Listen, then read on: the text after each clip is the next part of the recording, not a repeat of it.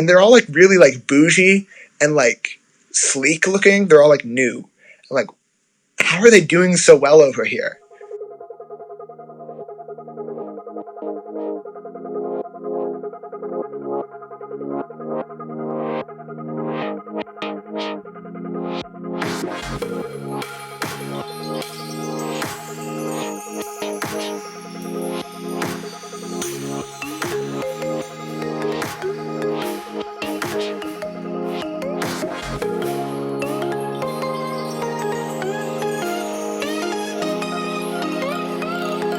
And welcome back to This Is a Terrible Place to Live, also known as the Speed Racer Fan Club podcast. Go Speed Racer, go! I don't know the That's not how the theme song goes at all. I don't know the theme song. I've never... That's upsetting because what the show is known for is it's an incredible theme song. That's like one of the best things about the show. Well, I just like spitting in the face of all the fans of Speed Racer. What can I say? I think I don't think any of the people that listen to this actually like give a shit about Speed Racer. Probably not, no. Which is, I mean, like, they should at least invest time into it if they're going to continue listening to this podcast, you know? Except for that, I haven't seen any Speed Racer, so... Maybe you shouldn't listen to this podcast, John. It's a little bit hard to do when, I'm editing this thing.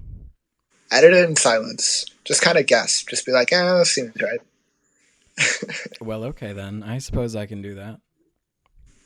So, dear listeners, if you notice an increase in quality going forward, it'll be because John has an incredible intuition. You know? No, I have no idea. I'm very confused. You have such good intuition that you just guess really well how to edit all the podcasts. Oh, yeah. Okay, gotcha. Yes. Mm-hmm. For sure. I might just kick you out of the podcast, John. This is frankly unacceptable. Then it'll just be me talking to myself for about an hour once a month. So it'd be really sad. I used to listen to a couple podcasts that were just one guy talking to themselves. I enjoyed them for a while, but they did get boring and sad after a while. Yeah, after a certain amount of time listening to those, you have to think, doesn't this guy have friends or something?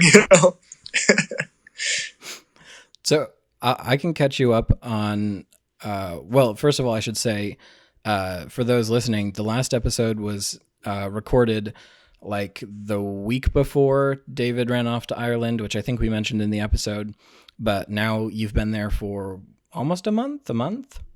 Yeah, coming up on a month this coming week. So part of this will be us catching up on what he's doing over there in, Ireland. I can catch you up first on what I've been doing while you were gone. Okay, that's fair. Work. Oh, wow. Anything else? Probably not. I found a bullet casing in the parking lot of my apartment today. Huh. I think it's a 9mm. So do you have lots of bullets living there then? Bullets? That was a stupid joke. Yeah, it didn't make sense. No, I don't get it. Neither do I. But, it's the thought that counts. Fair enough. And admittedly, there wasn't very much thought put into that one, so it didn't count.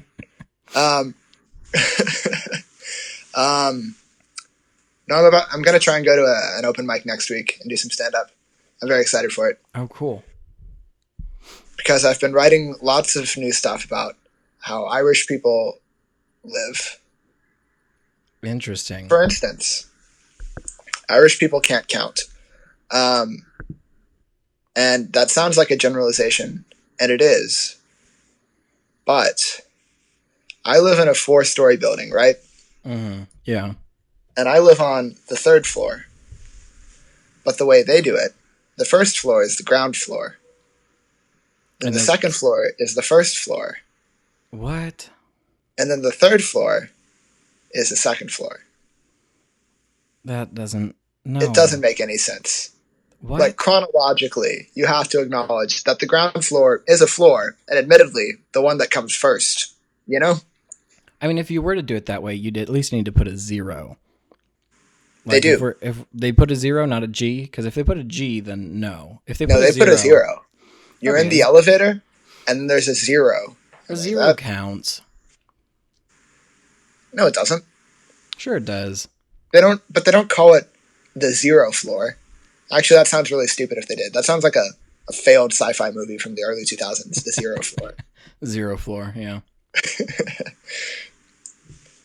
It's about like I don't know, levitation or something. I don't know how to. That joke It wasn't just fully sounds like fleshed out. someone trying to make a sci-fi version of "We'll get you in on the ground floor." Yeah, yeah. They're like, we'll get you in on the zero floor, and it's cooler because it's got zero in it. And it's spacey, way C. Yeah, and they spell floor with the Z. I don't know how, but they snuck it in there. They're like, whoa, Floor. that has to be cool.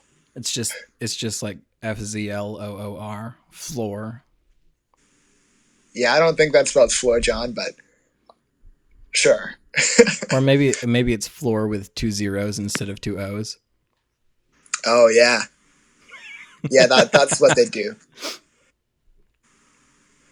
and they'd like accentuate the Z in zero. They'd be like, Floor. this is how the nerds that we're making this movie for know we're cool. They know we're authentic because we have Z's and zeros Because that's what and every floors. nerd wants. Yeah. As someone who might be considered somewhat nerdy, I am aroused by zeros and Z's. Yeah, for sure. For sure. Zeros and Z's, that's all it takes. Yeah. Man, this isn't where I expected this conversation going. So what's up with your trip? How's it been? What's been going on? It's been good. I've been incredibly busy. The people that I live with are the best. They're wonderful. One of the guys is like really into cinema, so we've been like, film, movies. There we go. Why cinema makes sense? Why? Well, no, it's just I'm actively resisting becoming more Irish as I'm here I see. and saying things the way they say things. You know. Right. Yeah. So we've been watching a lot of good movies, so that's been good, and we'll provide ample content for our podcast. Yeah. Yeah. I was wondering if you wanted to start doing like a movie, an episode where we like watch a movie and then talk about it on the episode. We don't have to, but I just thought maybe you might want to try that. So should I ration them then? Because I have a lot that we could use for this episode, but I think I'm going to continue watching a lot of movies for the foreseeable future as well. Because we've been doing like 3 a week. We can talk about them, but I'm just saying like if you have a movie that is like really interesting that you want to talk about, maybe like tell me beforehand and I'll watch it and we can talk about it. Okay. Like we did with this week. See, listeners, we're very authentic. We let you in on our planning. Like you're a part of everything. You're a part of the planning because this is the only time we talk to each other. It's true, actually. I haven't spoken to John in about a month. I mean, to be fair, that's part of the reason we started doing the podcast was so that we had an excuse to get together and talk about stuff. So it's true, yeah. And it makes interesting content when we do it well. So, and I did see that on your Letterboxd, because I keep up to date with Letterboxd, you specifically wanted to talk about Shutter Island on this podcast since I told you to watch that. Yeah, I figured we should talk about it since you told me I should watch it. Yeah. And I did see that you gave it a good rating. Yes, I thoroughly enjoyed it. Which is good because it is a wonderful movie. Very good, very good. I was just discussing my ratings today with Tim Jackson, and I was explaining to him that I'm very inconsistent, and I've realized this, but I have come to terms with this. Yeah. I gave Joker, a movie which I thoroughly enjoyed, 3.5 stars, but I gave go ahead. I gave The Dark Knight, which is a movie I don't particularly like or care for, a 3.5 stars. So that was interesting. Yeah, I saw that you only gave Joker 3.5 stars, and I was confused by it because I thought it was very good. Oh, I loved it. I love that movie. It's great. Okay. Um, I do think Joaquin Phoenix should get a Best Actor nomination, and I'm curious to see if you agree. Absolutely. Yep. 100% Um, nomination for sure. I don't know if he should win, but he definitely should be nominated. It'd be a yeah. shame to overlook that. So I saw the movie 2 days ago. We'll come back to Shutter Island, I guess, because we got onto the topic of Joker. Yeah. Um, but I saw the movie. Uh, I live right next to a large highway. It's the M50. It's equivalent to an interstate. So if you hear cars speeding by at ridiculous speeds, it's because of that. Yeah, I heard a horn, I think. Nope, that was them driving. Oh, really? Okay. Yeah. Wow. Anyway, Joker.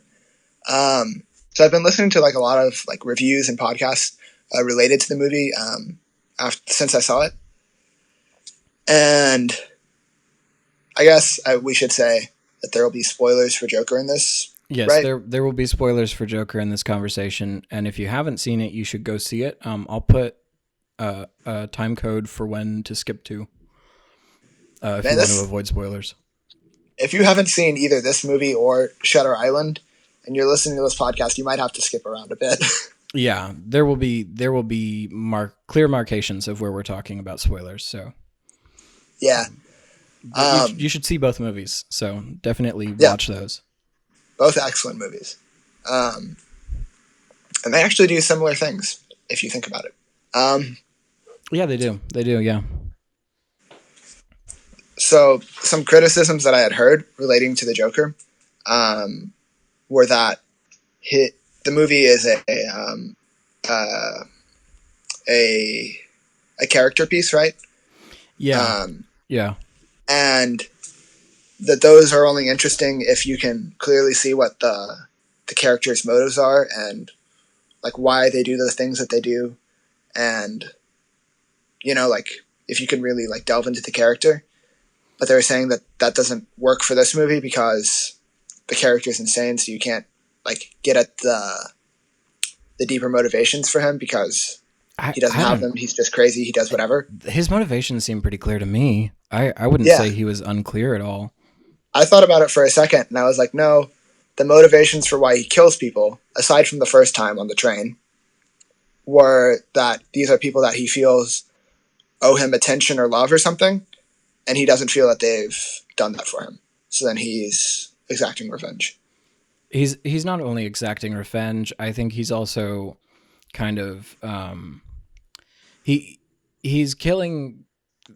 The people he kills are people that he feels have not only wronged him, but just wronged people in general. That applies to all of the people that he kills. Like the first one's... Huh? I would say, aside from the thing at the end with the so-and-so where he has the bloody shoes, that love applies to all of them as well, So like his mother, the person that he thought was his friend at the clown place, it's his all girlfriend, about betrayal. Yeah. I don't think he killed her. I do. Okay, good. Because how else would that scene have ended? Well, that's the thing, is I wasn't sure. It was kind of open-ended, and I couldn't decide, but it felt like he didn't. I think based on like how he walked away and like then like what he does immediately afterwards, I'd say that he probably did. Based on how you see him behave after he's killed others. That's interesting, because I talked with someone else after seeing it, and they said they thought he did not. So that's interesting, because I couldn't decide, and I could really lean either way. Like if the director said one way or the other, I'd be like, oh, that's it. And I think that it lines up with his motivation for the other killings throughout. Sure, yeah. Because like he felt that she was in love with him, even though it was a hallucination. So then she was acting like she didn't know him, and it would cause like a similar reaction, I'd say. Yeah, yeah.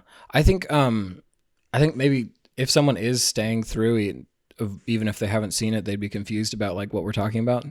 So should we just like give an overview of like the basic plot so that people know what's happening?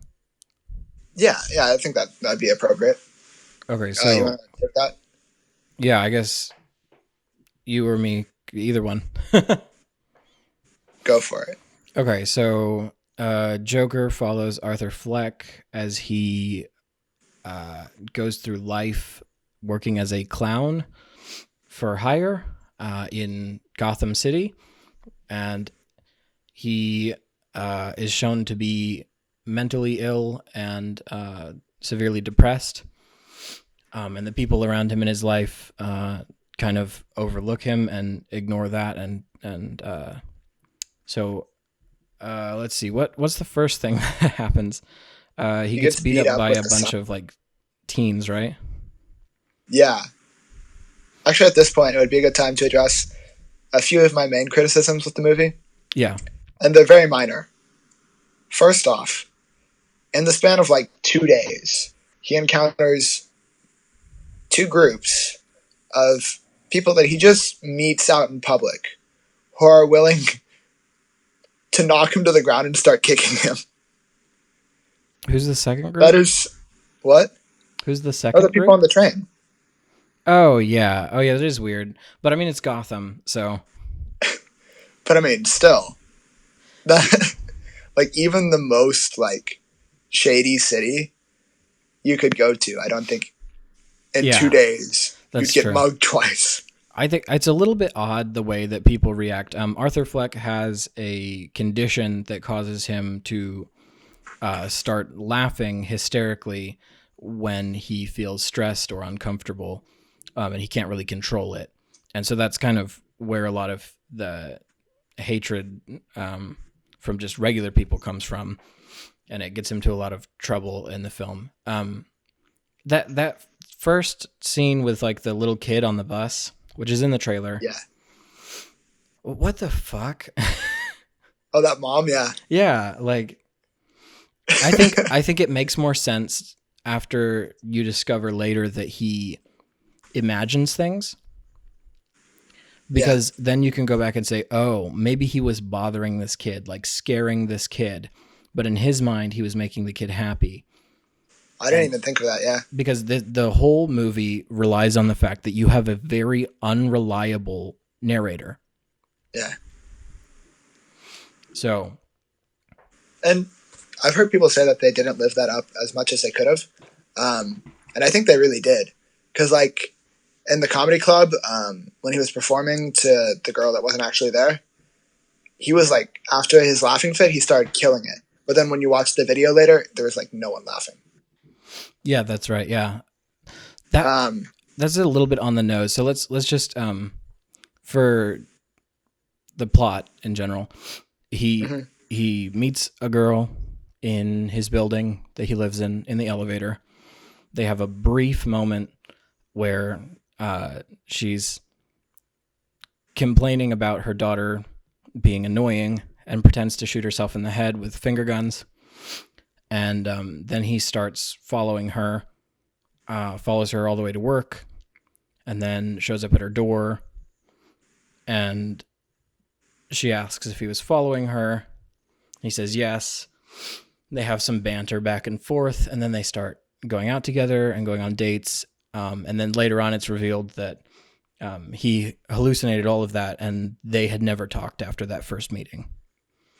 That was something that I felt was super obvious.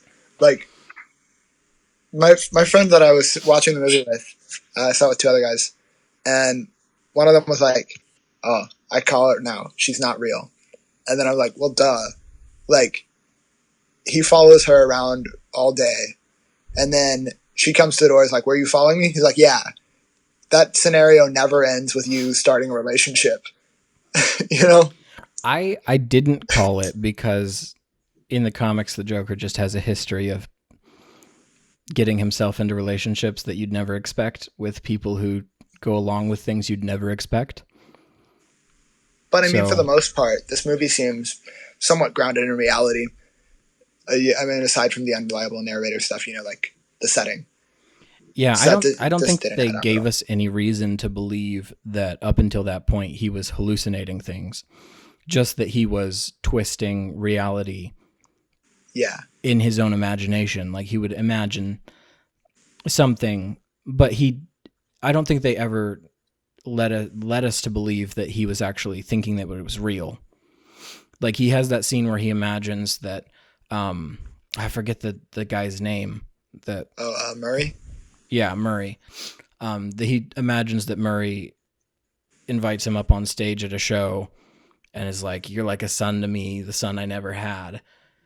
Yeah, But they never lead us to believe that he actually thinks that happened. It's more just this is his daydream. This is what he's wishing would happen. like when he's dancing and like pretending that he's talking to someone, or Yeah. he does it like a lot throughout the movie, actually. Mm-hmm. Um, I did think that the whole montage of her disappearing was completely unnecessary. oh yeah, I'd say we haven't gotten to it yet, but my biggest complaint with the movie was that during the climax of the movie, basically, quick summary. He accidentally starts a class war between the poor and the rich in Gotham Oh yeah. because he kills some rich people on a train who are beating him up. He shoots them all dead. In And self-defense. yeah, the first two. Then the last one, the dude's crawling away and he shoots him. Yeah, Um, that's true. and he was wearing his clown makeup from work. So then everyone assumes that it's a statement. And like Thomas Wayne says something on the news. So then they take it and they make it their like symbol for their movement. And then at the end of the movie, there are like all these riots going on where people are dressed up as clowns. And during that sequence, you see the Waynes coming out of the Zorro movie, as they do in every Batman related franchise ever. And you have to watch them die again. That that pissed me off, honestly. I was like, oh man, why did you put that in? That was like, you were doing so well, and then you had that misstep. Like, everyone knows that. If they're going to see a Joker movie, and they're not like 70 years old or older, they've heard of how Batman's parents have died. And if they haven't, it's their own fault. They should be more cultured. I thought it was interesting that they added it in because it's not the Joker. They didn't retcon it to make the Joker kill his parents. They still have who I assume was Joe Chill kill Thomas and Martha Wayne. And it does feel like a proper ending to the Thomas Wayne storyline. And it's interesting to think this Joker may not be the Joker who fights Batman, but he may have started the revolution that created Batman and created the idea that the Joker who fights Batman could use later on. But I mean, that they didn't retcon it and make it Joker is almost worse because it's the same thing. It's the exact same thing. It's the same scene we've seen in every other movie. Down to like them ripping the pearls and them going everywhere. I'm like, Okay, that was cliche. I was like, oh yeah, there are the pearls. But I think it's I don't know. I kind of liked it. I thought it was an interesting way of saying this is the same Gotham. We've just changed the Joker. but I don't think they need to. I think it should be able to stand alone on its without having anything to do with Bruce Wayne or any of that. I think and it does for the most part. Um, I think they should have stayed away from that and just focused entirely on what's central to this movie, which is Arthur Fleck Well, I and mean, his inner certainly and how he gets certainly to where he is. you could What? cut out the Waynes entirely from this movie. Replace them with non-essential characters. There is the plot line though of like his mother being crazy and having the whole thing with Thomas Wayne and all of that. Well, I just mean like they don't have to be named the Waynes. They could have been Yeah, some other family, which I yeah. understand that maybe being some people having a problem with that, but I think that the idea was not to completely change the Joker, tell a new story about the Joker that's completely different, but to give a backstory for the Joker not connected to any specific run of the comics, but definitely connected to the lore of the comics. And I think Well, I it think did they that could have very done that. well. I think they could have done that in a way that didn't involve the Waynes, where it was like maybe some other Batman character that you know of, like someone who would become some other villain or something like that. You know, Sure, yeah. I guess like something reminiscent to how they have in Gotham, except done better. I don't like Gotham very much, but That's yeah. why I said done better. The main thing I really liked about it is it does feel like they actually tried to do justice to the character while putting it in like a real world that's grounded in the real world, you know. I Yeah. thought they did a good job with that because a lot of times trying to ground comic books into the real world feels very forced or cheesy. Oh, oh, they did an amazing job. It was Like very well done. the even like the aspects of it that were like scary didn't feel like in a campy way. It felt like very real. You know, like this dude is legitimately crazy and he would murder someone. Yeah, the dancing down the staircase sequence is very, very. It's moving, is what I would say, because it's not cheesy or funny. It's like, oh, this guy's insane. Yeah, there was.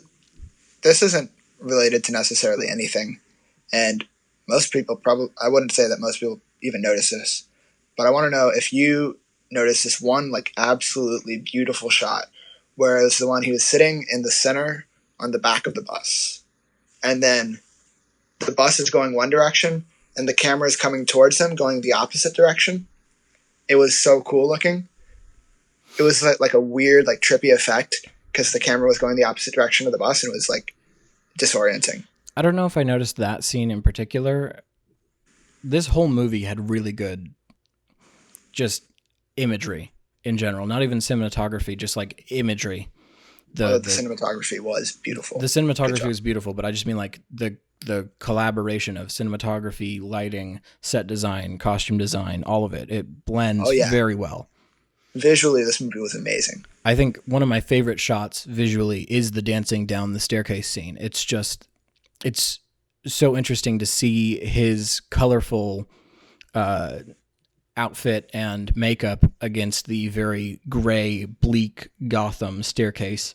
And then the two cops at the top of the staircase watching him in their very, very gray and blue toned suits, you know.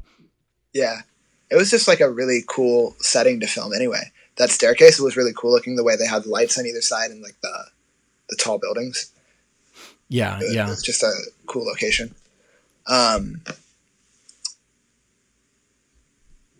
Probably one of my favorite things about the movie isn't even directly related to the story, the subject matter, the acting, any of the things that are incredible about this movie. Um, it's that in the scenes in the comedy club, they nailed it as far as like stand up comedy. Something that we've talked about is just like with my experience in watching movies and experience like going to comedy clubs is they often like completely mess up having comedians performing in movies. They just make it terrible. Yeah, And absolutely. the way they fixed it was they got real comedians that are like doing their real bits and they did them very, very well in this. They actually had two of my like very favorites. They had for the first scene, the one where he's talking about like role playing as a professor. That Yeah. was Gary Goldman, and I was actually a little disappointed that they didn't get to the best part of that bit. Um, but yeah, it was Yeah, super like. the stuff they showed wasn't very funny. Um, but basically, like if that bit goes on, it gets to the point where, so he's saying, um, she's like, "Oh, I'll do anything to get my grades up." Obviously, like making an advance for sex, and then like he just is super into the role of her professor. So then he's like, "Okay, well, I want you to write a written essay, and I want you to turn it into me by Thursday," and like he's just completely shutting down any like sexual parts of it and just like actually like helping her with school. It's a funny bit. Yeah. Yeah. No, I've seen that bit.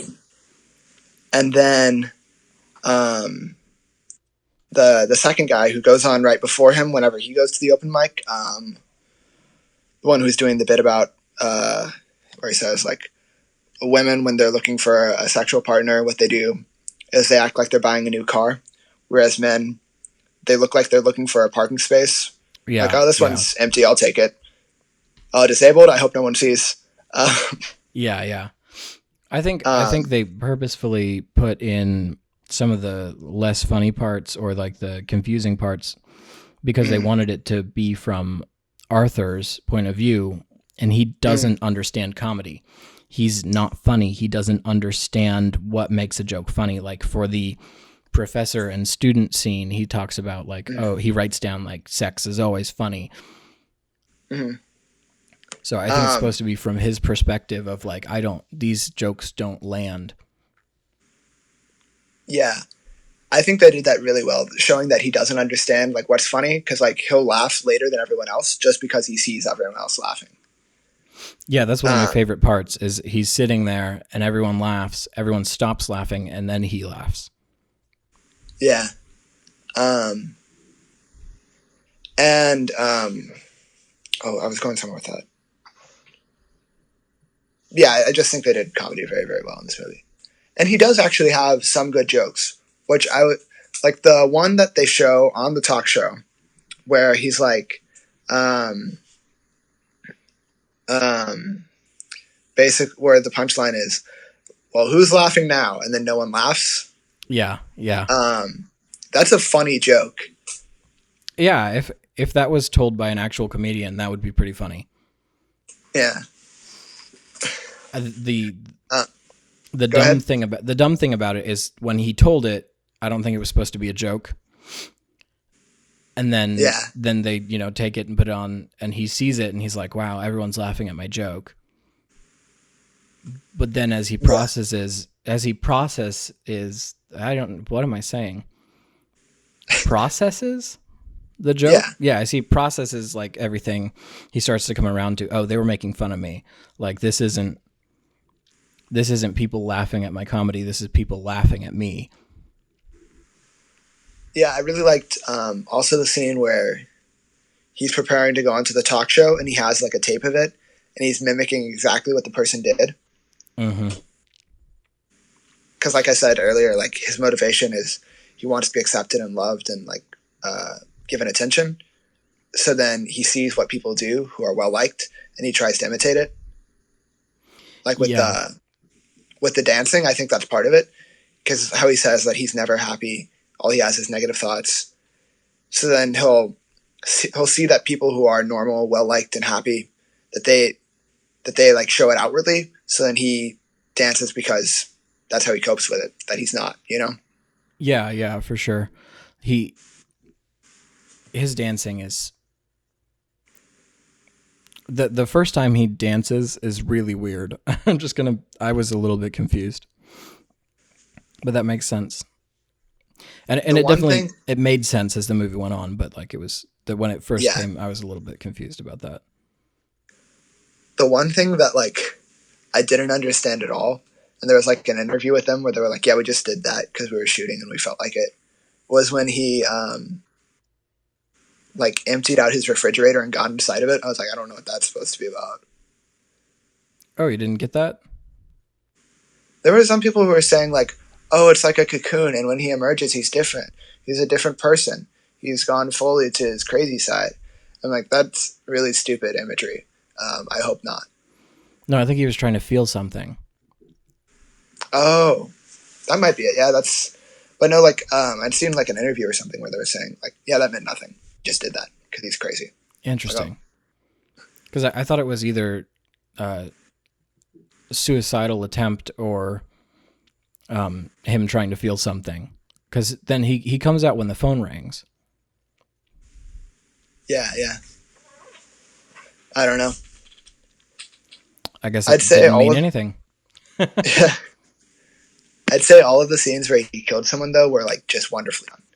Like the Yeah, violence And I'm not like a super like ultra gore kind of guy, I but hate I think it gore. was done very well in this movie, where it was like shocking in a way that was like just like it hit you. You were like, whoa, I he legitimately murdered absolutely that person. hate gore, but those scenes were done very well, so they're not so gory that they're disgusting, but they were violent and disgusting enough that it really was, it hit, It it was hit its impactful. purpose. Yeah, it Yeah, was very impactful. yeah. They made it feel like real enough. Is what I'd say. Yeah, yeah. I thought it was, I thought the him letting the little person, what was his name? I forget his name. Yeah, But the Gary, is his name Gary? someone was named Gary. I think it was Gary. I don't know. It's been, I saw it like 2 weeks ago, and I've seen like 6 movies since then. So Mm. I have lost all of the names. But oh yeah, he smothers his mother in a hospital bed with a pillow. That was that was a good scene. It was definitely shocking for some of the people in the theater. I had a guy sitting next to me who just would not shut up. When that happened, he went, "Oh wow, oh, oh, I mean, that's a fair oh reaction. wow, The dude killed his whoa." mom. Yeah. That guy was really annoying. He ended up. I was at Star Cinema, and when they brought his check for his food, he dashed. I was like, okay. um. So, what did you think of the ending then? Because I think the big hot button debate around this movie is, was it all imagined? You know? Are you talking about the ending as in the hospital scene ending, or the ending as in the car scene? No, I'm talking about where he's in the hospital scene smoking. She's like, "What is it?" And he's like, "Oh, you wouldn't get it." And then they're like, "Oh, he must have imagined the entire movie." Um, I don't, I didn't get that from it. I don't I've heard that from most people who I've talked to about it. see. I did not get that at all. I think that it's.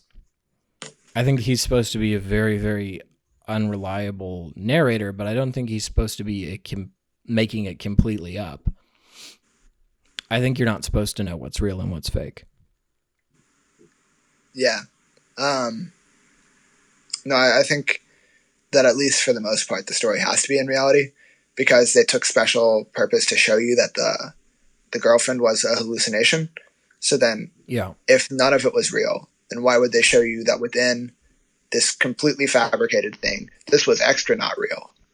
Yeah, I think that if it was all in his head, then they completely undermine the entire story being, they undermine his own mental incapacity because it just I don't know. It feels like I don't think they would have done that. I don't think that was the purpose of that. Yeah, I agree. Um, I do really like the scene where he gets dragged out of the cop car and left on the hood, and he makes the smile out of blood yeah. while all the riots are going on. That feels very Gotham, very much like the Arkham Knight games, the Arkham series. Yeah, the riots and everything with everyone dressed as a Yeah, clown, all that. that feels very akin to like Arkham City and Arkham Knight.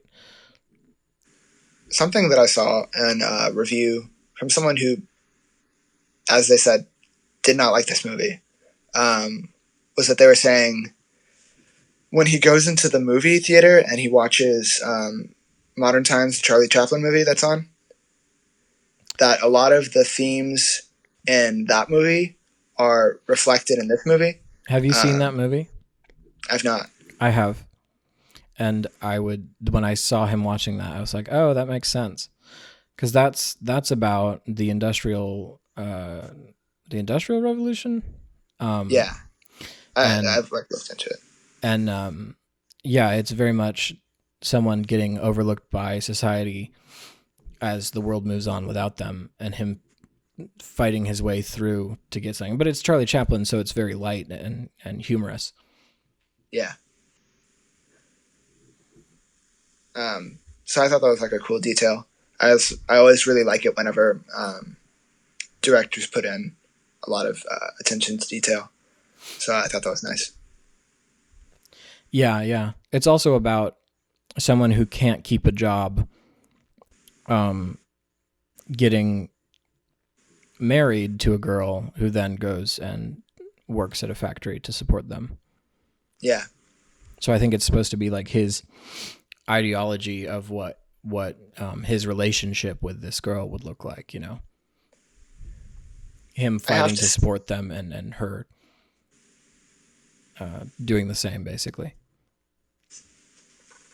With something that is not related to that, I have to say the part that made the least sense out of this entire movie was when his boss calls him in and he's like, hey, remember when you were working the going out of business sale for that business and you had the sign that you were spinning around that said going out of business?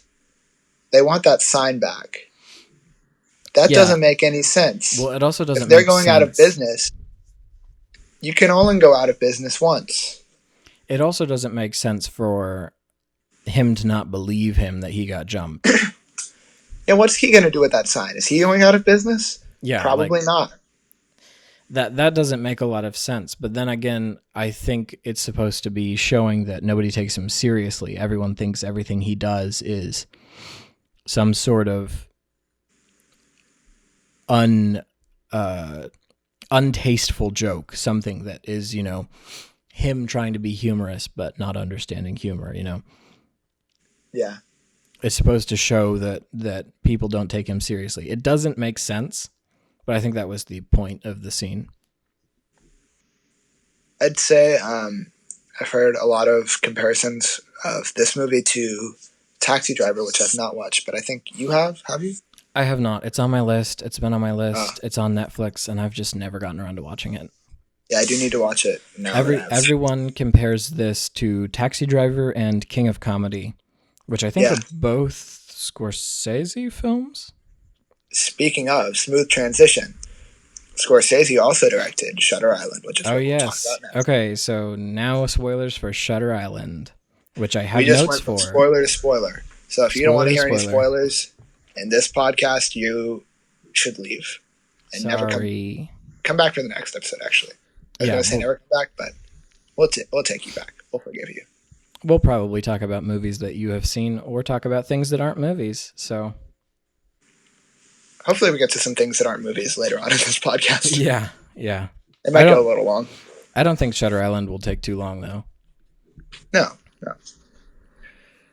Okay, so you have been warned. Spoilers for Shutter Island. Time code for when those end in the show notes. So, indeed. Take it away. Right. Okay, so this movie has a plot that is impossible to explain. So, yeah. I had seen like video essays that talked about this film, so I did know part of the twist, not the whole twist. Yeah. If you haven't seen it, this is your last warning. Please watch this without listening to this. It is a very good movie, but I wish I didn't know what I knew going into it. So, yeah. So please watch Shutter Island, the 2010 film, before you listen to this part of the podcast. So good. Yeah. If you like movies like Christopher Nolan movies that have a twist in them, or like good M. Night Shyamalan movies, you'll love this movie. Or just mystery movies in general. Yeah. It's very good. Or just good movies. Yeah. Honestly. Or detective movies, or okay. Anyway. If you wish Mark Ruffalo was a better actor, you should watch this movie. Mark Ruffalo is a great actor. He just gets cast in the worst roles. All right, we can go ahead. Okay.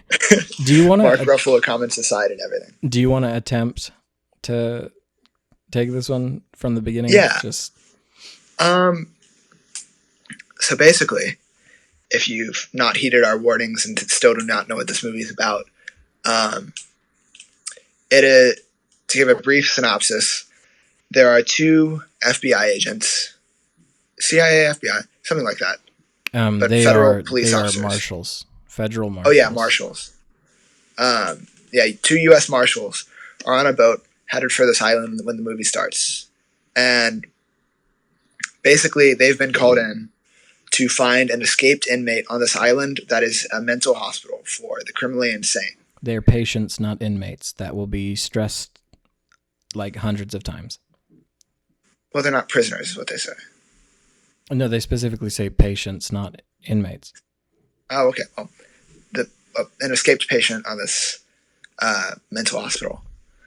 And there's a story where like she had drowned her two children, and that's why she was in there. Her three children, sorry. Three children, and then she put them back up around the dining room table and pretended that they were still alive. Yeah. So insane. That's why that's why he's there. He's there to find, the main character is there to find this escaped person. And as the movie goes on, you find out that he's actually there looking for someone who had burned down the house that him and his wife had lived in, and was responsible for her death. And he thought that that particular arsonist was on this island as well, which is why he'd taken the case immediately. So then the movie progresses for a while, and you're led to believe that the people on the island knew that he was looking into them and their shady dealings and stuff.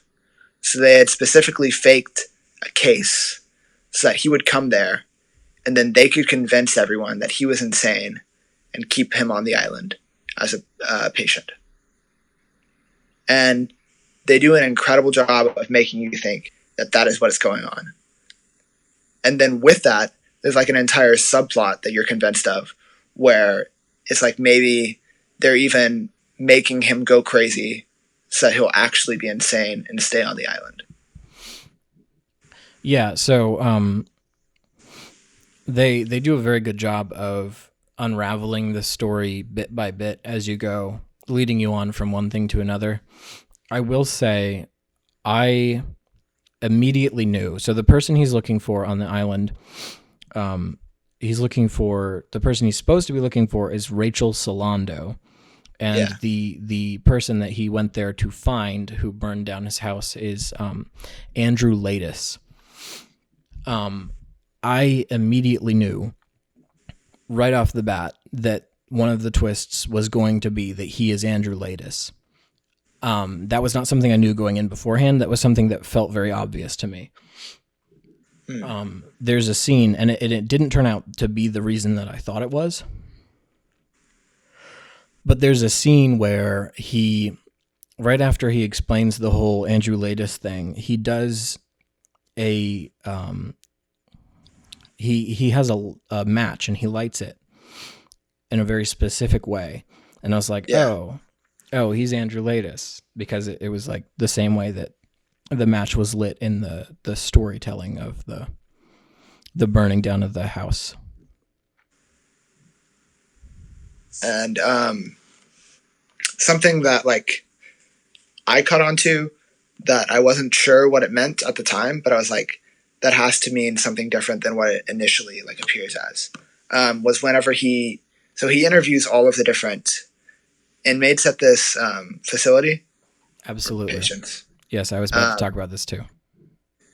And the way they behave around him and he behaves towards them. Okay, well, we should tell the big twist before we get to this. Right, yeah. Basically, sure.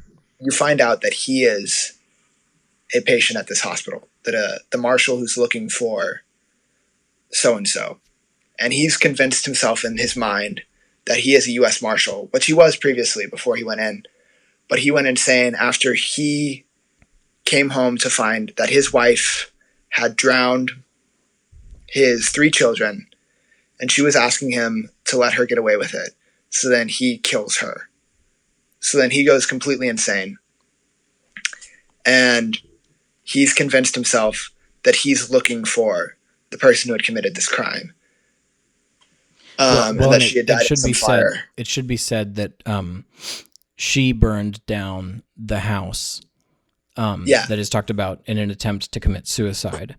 Right. And then, but she lived past that and went on to kill. He blamed himself for not getting her help after that, when she then went on to kill their children. So then he's living out this scenario where there are 4 different characters in it, and they're all different rearranged versions of the same name. It's him. Teddy Daniels. What? He's Teddy Daniels.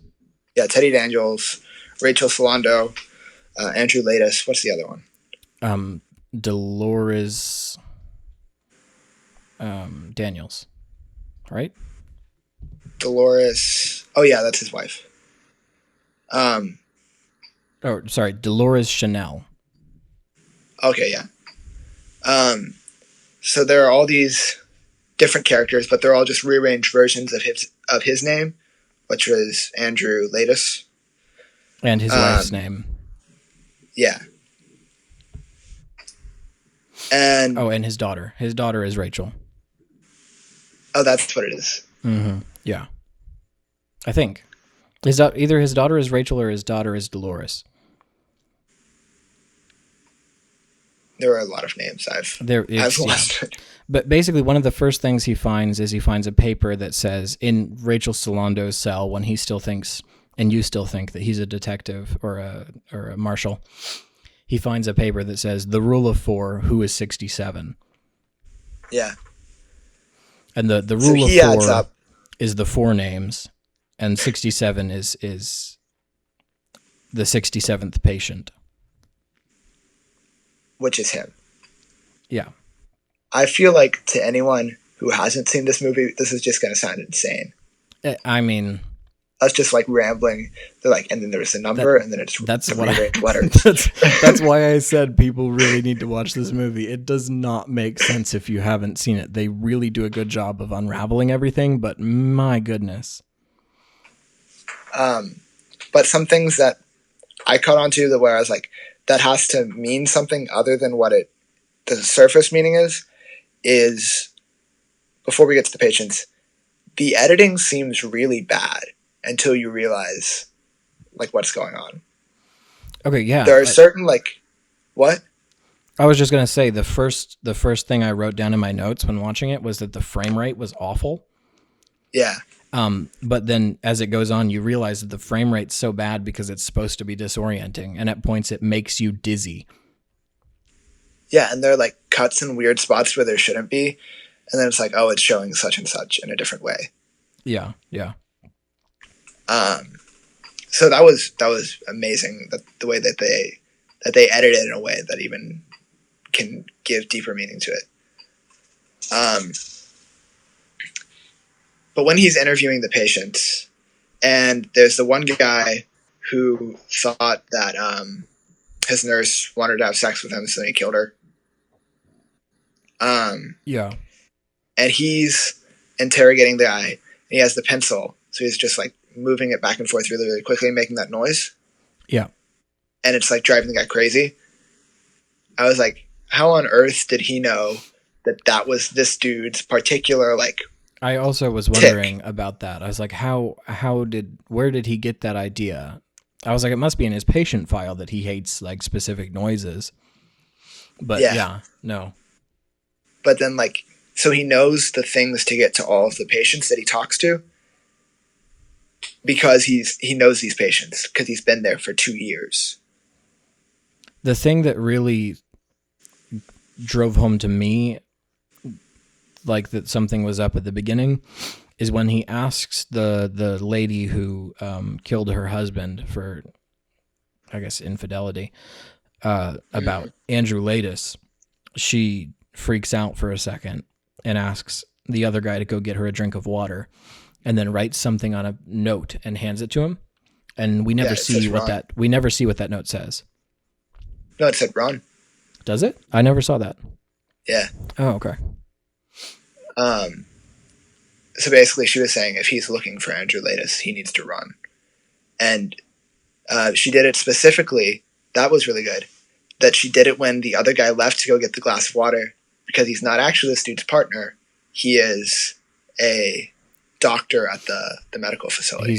He's the doctor that is overseeing Andrew Latus, and the one that Teddy Daniels, the marshal, has been told was Rachel Solando's doctor.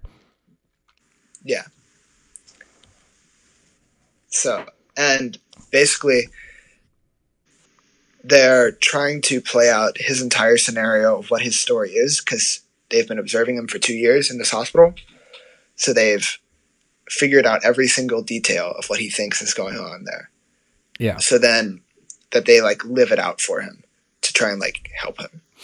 So they spend 2 days just letting him live out his psychosis to show him that it's insane and that he's insane. And part of that psychosis is that there's a giant storm and everybody is like, stuck in this storm. But that storm never happened.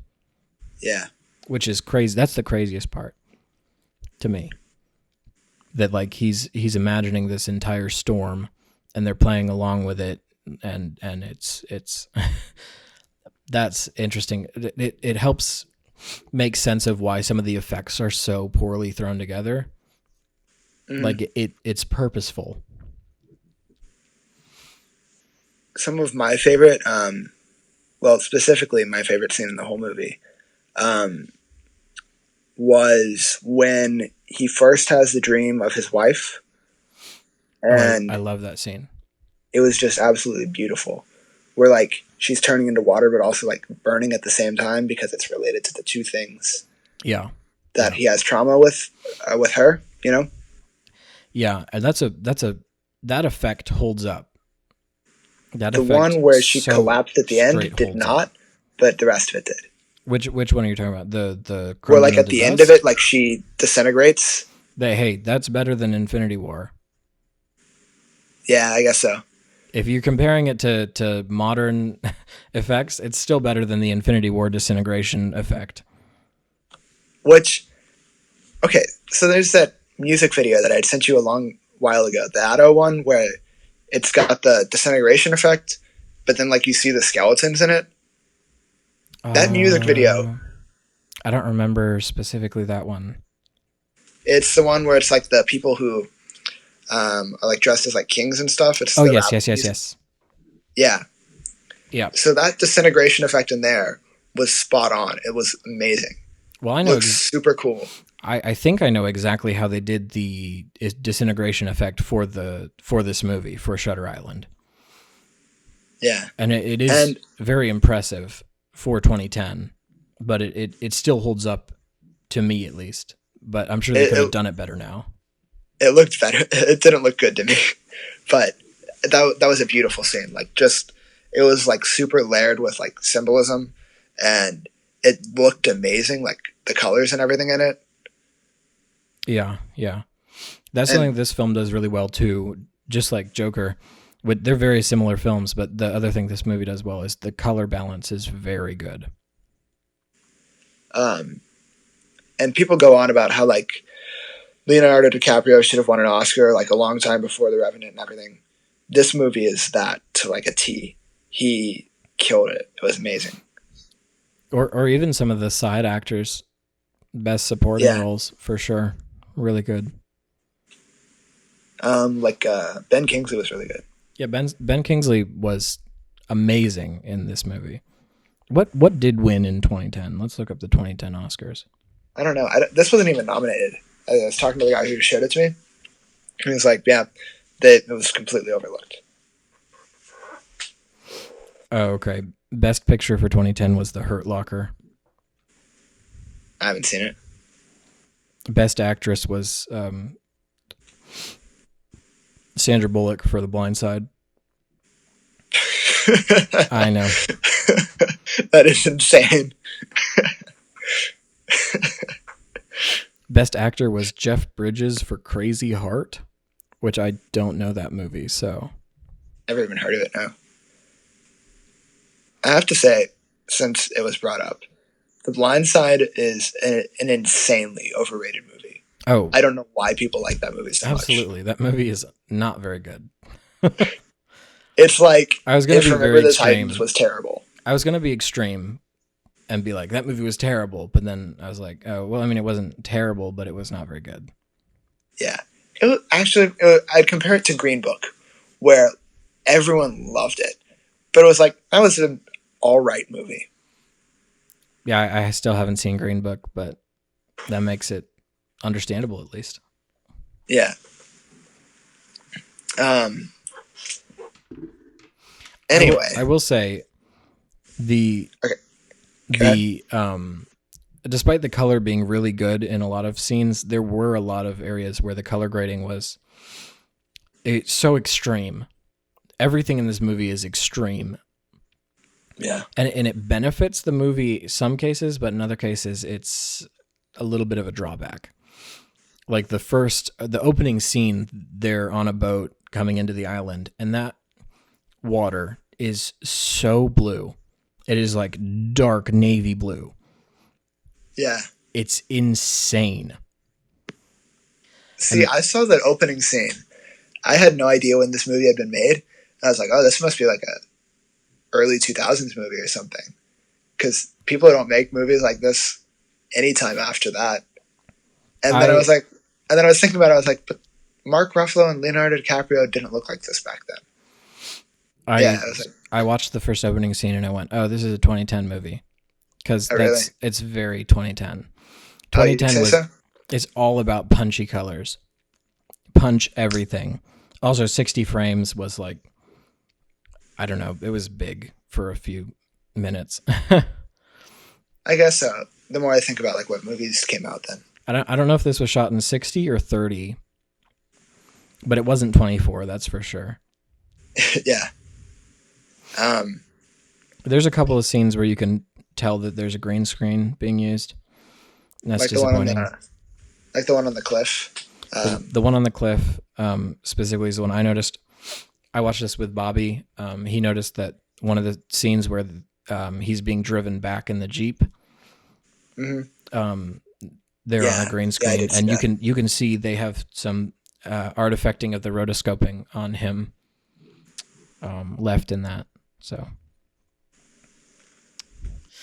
and this movie, I should say, did the thing that we talk about regularly on this podcast, where the movie will state, absolutely, like the end of a paper, what the thesis of the movie is. It also it stole from The Dark Knight. Yeah, it kind of did. But I would say that it did in a way that I found inoffensive, where I actually really liked the line that he said there, because it insinuated more about the plot. I think it did it well. I think it did it better than The Dark Knight. Yeah. But it still stole it from The Dark Knight. So I guess in conclusion on Shutter Island, unless you have more to say on it. No, I'm looking at my notes. They're pretty bad. In conclusion, excellent movie. Deserves far more recognition than it gets. Go watch it. I did write down some of my favorite scenes, though. So go ahead. I really liked the scene where he's talking with George by the candle. Yeah. Now that I've said that, I don't remember what that scene is, but I wrote it down, so.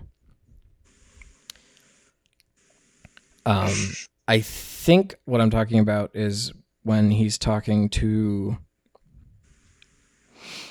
the inmate by the match.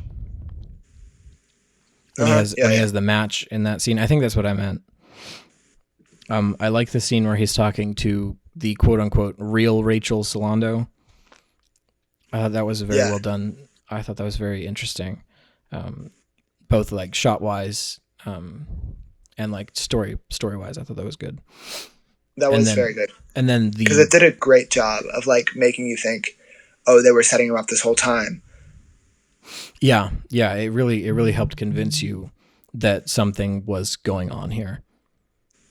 And I really liked the the final sequence of remembering his wife and children. Yeah, I thought that was good. very well done. Yeah. I don't know if you had any topics specifically for this episode, but I think. Well, I'm sorry, what? do you have any topics that you had specifically for this episode that we haven't covered yet? Oh, no. Okay. Now I think would be a good time to address some Irish slang that I've observed in my time here. Good.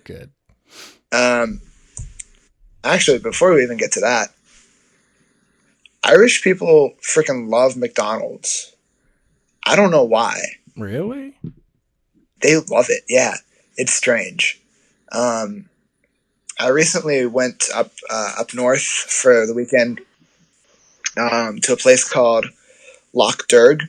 It's an island in the middle of a lake up there, and it's where St. Patrick used to go to be alone and like pray and stuff. So on the island is like this beautiful church and a castle and stuff. It's really cool. Okay. So I was up there for like a few days with a bunch of other people.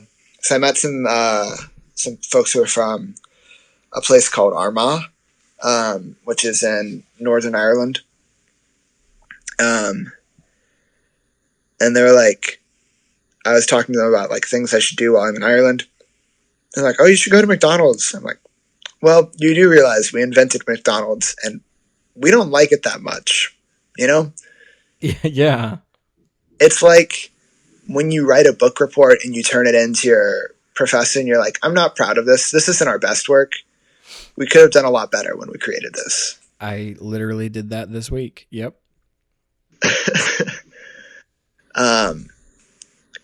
It's like, of American fast food, I'd say the only things worse would be probably Burger King and Arby's.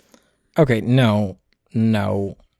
Of American fast food, McDonald's is definitely still the top. Everything else is worse. Are you insane? Yes. But also no.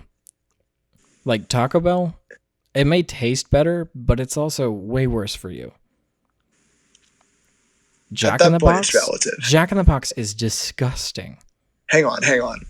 We need to go back to Taco Bell there. You're saying that Taco Bell is way worse for you than McDonald's. Yes.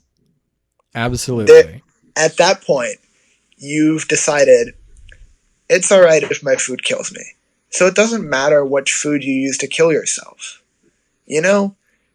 Taco Bell and McDonald's, it's relative at that point. But Taco Bell makes you feel gross, and McDonald's doesn't. I would argue that it does. Okay, well, for me, McDonald's... well, here we go. Taco Bell makes my stomach feel gross, and McDonald's makes my face feel gross. So I would rather... Mexican food in general makes your stomach feel gross, though. That's like their whole thing. Not good, authentic Mexican food. Yeah, I guess so. But I mean, like, Taco Bell is far superior to McDonald's. Also, Burger King is just overpriced, but it's pretty good. No, it isn't. And Arby's is making a comeback, so... Never in my entire life have I ever thought to myself, yeah, I guess we should eat at Burger King.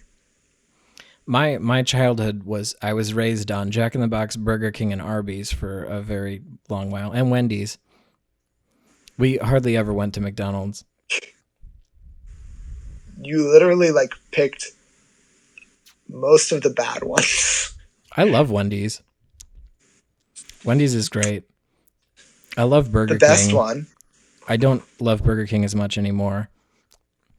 I think Jack in the Box is disgusting, and I absolutely love Arby's, but you have to go to the right one. Okay, hang on. Jack in the Box isn't that bad. It's not nearly as bad as the others that we've talked about, because their burgers are pretty good. If you get like one of the buttery Jack ones, like the Swiss one, that's good. And like their curly fries, good stuff. It makes me feel sick. Yeah, I mean, it's like... Their curly fries are good, but Arby's curly fries are better. I think we need to put health and how you feel about yourself after eating at these places out of this conversation, because all of them are terrible. Okay, in that case, Arby's wins. No. Yes. Arby's has the better curly fries and the better sandwiches. Arby's is just weird. If you eat at Arby's, you're probably a serial killer, John. I hate to tell you that, but you're just strange. You just don't appreciate. Why would you go there? You just don't appreciate northern sandwiches. I don't appreciate the North at all. Any of their food. Yeah, I mean, for the most part, I don't either. But Arby's is the exception. My parents are from Michigan, so they always brought us to Arby's. The best ones are the ones that are super cliche that everyone loves, like Whataburger and Chick-fil-A. Okay, Chick-fil-A, yes. Whataburger, meh. It's basically the same as McDonald's. No, it isn't. It's so much better. No. If I could get... It's overpriced. Their chicken strips at Whataburger are very good, which is why I always get the honey barbecue chicken strip sandwich there. Okay, so That's if you're talking chicken, sandwich. yeah, absolutely, Whataburger is better than McDonald's, because McDonald's is compressed chicken, but it's not anymore. Well, see, I don't even get burgers from Whataburger. I get just like chicken stuff. Okay, well that's where we're diverging here, because the burgers at Whataburger, if you get an equally priced burger at McDonald's, it's the same. Okay. But I'd say overall, the chicken is better at Whataburger for sure. Overall, the experience, I'd say, at Whataburger is better. They're typically cleaner, for one thing. It depends on the location, but yeah, for the most part, Whataburgers are more consistently clean. And people freaking love the honey butter chicken. Honey butter chicken biscuits. Yeah. I've only had those a couple times, and they are very good, actually, I will say. They're very good. They're very small, and they're very overpriced, which is why you should just get the honey butter or the honey barbecue chicken sandwich with honey butter sauce instead of barbecue. That's a good idea. Or if you're a heathen like me, you get it with mayonnaise. But I mean, like, Chick-fil-A has to be the number one overall, right? Fast food restaurant? Yeah. I think so, yeah, in the U.S. It's universally beloved, except by, like the ACLU and people like that. Actually, I saw a news story today where they opened the first one in England, and after 8 days of business, they've announced that it's closing. Oh, wow. Because, like, civil rights groups have been so actively against it. Wow. Yeah. It's just chicken, man. Yeah. I don't care about their politics. I still go there. Yeah. People freaking love politics, though. I don't understand it. My favorite thing, do you know who Shane Dawson is? I do. Okay, do you know his boyfriend, Rylan Adams? I know of him. I think I've seen him a couple times in things. Or rather, his fiance. They're engaged now. Rylan Adams has a YouTube channel that's fairly big now. I think it's a couple million now. He goes to Chick-fil-A all the time. He frickin' loves Chick-fil-A. It's weird that like nobody cares. Nobody cares about their politics. It's good chicken. Eat the chicken. Be happy. I think that's one of the stupidest things about like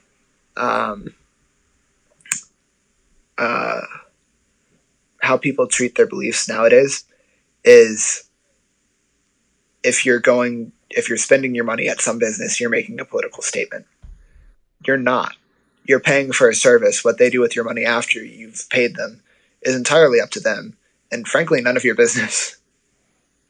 You know? Yeah, yeah. Because you're paying them to provide one service. You're not trying to make a donation to some charity whenever you're ordering at Chick-fil-A. Yeah, and I mean, you're paying for them to run the store, and then if they decide to use some of their personal money from owning the store to donate to something, that's their own decision. Yeah, that's their prerogative. And the same, like, it goes the other way too. Like, personally, I pay for a Netflix subscription every year, and Then there's also all the stuff where people are like, oh, we're going to boycott Netflix because um, they're taking action against Georgia's abortion laws that have just come into place. It's like that doesn't factor into my decision whether or not I'm going to pay for Netflix. I pay Yeah. for Netflix for movies, not because I agree or disagree with their political beliefs. Yeah. Right? Yeah. No, that's I think it's a difference in also just like, I think it's a generational thing. I think people in our generation don't care quite as much about companies, politics, and policies the same way that older generations do. And it's different. Like people are like, oh, I've got like how people are about like diamonds. You know, how like such and such is a blood diamond because they killed so and so to get that. That's different, right? It's like, oh, they murdered someone so that I could have this diamond. I'm not going to pay them and encourage that. That's entirely different. Yeah. Yeah. Sorry, I kind of derailed us from your McDonald's comment. You were telling me about Irish quirks or whatever. Oh yeah. So basically, people here just really like McDonald's, and they're always like, "Oh, we should go to McDonald's." And I'm like, "Why? Do you not have other fast food that we could go to?" So like, I've ended up eating at McDonald's a lot because people are incredibly like excited about it here. They have like two-story McDonald's are a regular occurrence where like you'll drive past and it's a McDonald's that has a second floor on top just to house all the people that are eating there. That's so They're jam weird. packed all the time. It, it's insane. That is very weird. How are they doing so well over here? Uh, and they only have like four actually, I should say, American fast food chains, which would be McDonald's, Burger King, KFC, and Subway. Actually, Subway's at the bottom, I should say. Subway's not good.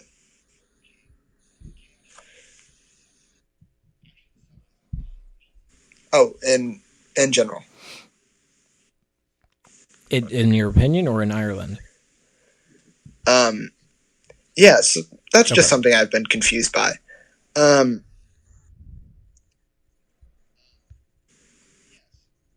yeah, they're Oh, real. They're whoa. everywhere I just here. looked up a picture of the double decker McDonald's.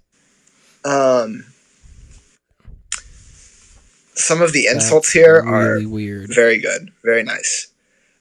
People, especially from the north, if like you're agitated with someone and you're like, "Oh, knock it off," basically you can call someone a muppet, and that is an acceptable insult. People aren't like, "What the hell? You called that person a muppet?" That's like, okay, yeah. Um, and I find that super funny.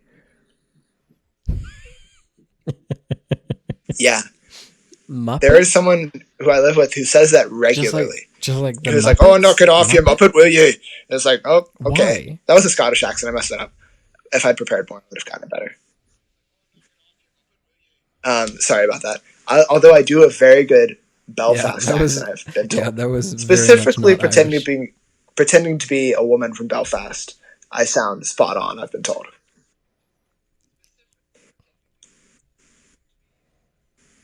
Um,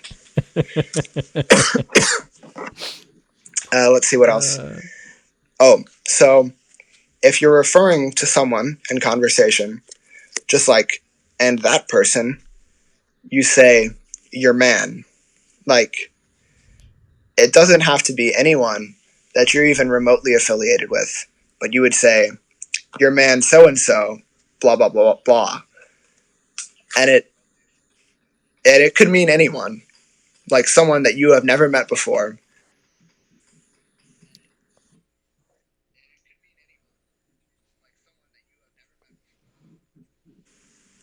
so I could walk up to you You and be like, could, "So did you um, see what your man but Donald it would Trump has be been more posting like on Twitter?" strangers, I'd say.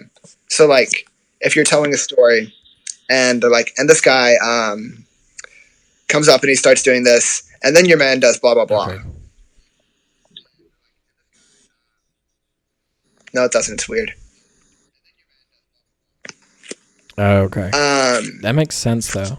and then also instead of It saying makes sense to me. y'all, like in a scenario where I would say y'all, they would say use, as in you, but plural. Use. Use. That's that's that's something my parents used to say. No, they don't say. And Oh, up I'm in sorry. Michigan, some people would say I'm having a use coughing attack. guys.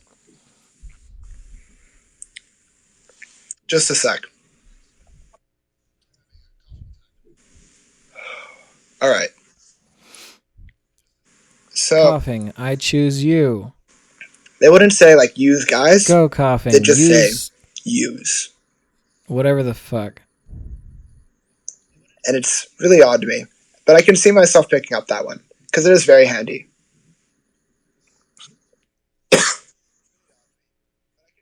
Mm-hmm. Yeah, I We mean should probably it's a end good because I'm shortening, having just like y'all is. trouble.